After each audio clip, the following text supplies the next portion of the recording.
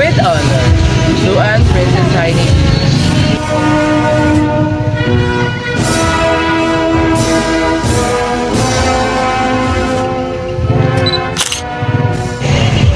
Ano na? Honors anak mo. Good anak. Gusto mo? Siyempre, Jollibee. Tara. Makikita sa eksena na ang magulang ay nariyan para sa kanyang anak, kasama siya nito sa seremonya ng pagtanggap ng karangalan at noong binigyan ng kanyang anak ng medalya, napansin ng magulang ang sakripisyo ng kanyang anak, nagtanong kung ano ang gusto niya upang maramdaman ng anak na ang tagumpay ng kaniyang pinaghirapan ay deserve niya.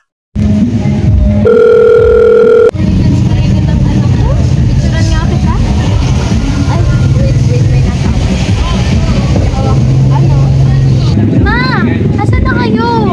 Malapit na akong tawagin. Ah, ngayon ba yun? Nandito kasi ako kay Rizzy. Nanalo ko siya sa taekwondo. Sa susunod na lang. At saka pala baka gabi na kami makauwi. Malayo kasi celebrate na namin yun. Pagkakaroon niya ng award. Ma, bakit kayo mo lang sinabi? Dapat kanina pa. Ano ba yan? Naghintay pa naman ako sa inyo. Sige na. Bye-bye.